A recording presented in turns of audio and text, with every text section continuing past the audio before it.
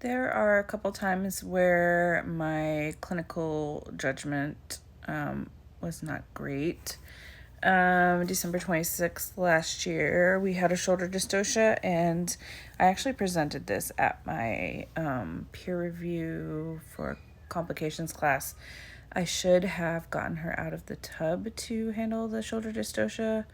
And in an interesting, weird way, the water wasn't very high, and the tub, we were having trouble keeping the air in it. So I basically leapt into the tub and we flipped her into McRoberts, and we were able to do suprapubic pressure and me grab the posterior arm to release the baby, but really we should have probably gotten her out of the tub. And even the act of getting out of the tub might have freed that baby. I don't know. But she was originally in hands and knees. And then for good clinical decisions, and my most recent one was a client who had severe varicosities. It wasn't one I saw very often in prenatal clinic. Actually, I think I only saw her once. Because my preceptor was going to be out of town, she had her seeing the other midwife the majority of the time, which is why I didn't meet her very often. But I had called ahead to talk to the midwife that saw her the most and asked her, what do I need to be aware of? Is there, anything that's not like explicitly in her chart? And she had mentioned the varicosity. So I went in there with the intent of not doing perineal support because of how tender that can be. And so when she started to push, my preceptor looked at me like, are you going to do a flat hand? And I was like, and I went to act like I was going to, but I did not. And then afterwards, I told my preceptor, I said, when I had listened to heart tones and accidentally grazed just outside of her vulva, because I had to go between her legs because of her position, and she jumped, I knew that was not going to be the right kind of support for her. And so I just, and she barely had to push that baby. And I also had read her charts ahead of time right before leaving for the birth, and her last baby she delivered on the toilet without pushing. So I just knew it wasn't something she really needed. I have to think about a couple of other ones and try to keep this under 5 minutes. So I will come back and record another one. Some other things that have been going on is I'm working with another midwife who calls herself the Amish midwife, which I love. But because of that, she calls herself that because she's very, very low intervention. She doesn't do Pitocin hardly at all. And it just seemed, I did 4 births with her this summer.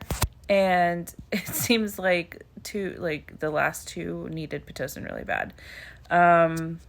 The first one, which was my last qualifying birth, was a placenta that literally shot out at me with, it had to have been 300 milliliters of blood behind it.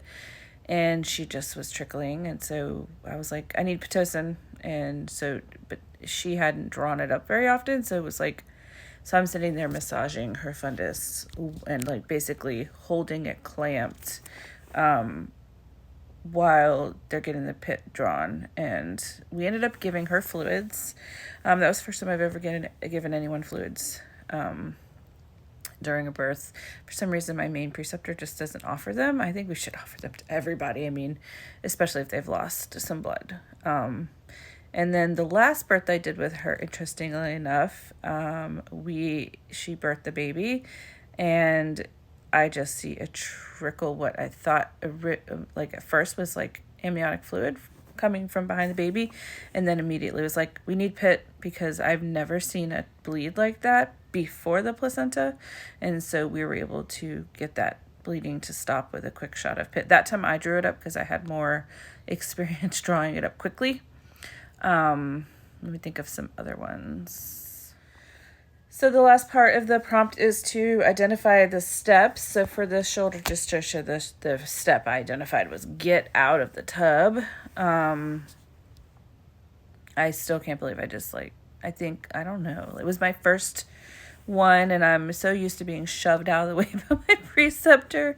And I got to manage it, and we got that baby out. And I've had 3 shoulder dystocias now. Well, I would call one of them just sticky shoulders. I wouldn't call it a true dystocia. But yeah, is always to make sure they're not in that tub while we're trying to release this baby. And as far as like my Pitocin plans, the studies do support it, even though I hate to like harp on anybody about it. So I'm still going to offer like, expectant management, but I am going to, without confirmation bias, lay out the evidence for both ways, so that the client can make the decision based on facts. But I need to redo that informed consent document, to be honest, especially because we've only had Pitocin for 2 years, and so it's definitely becoming more common in the home birth community now.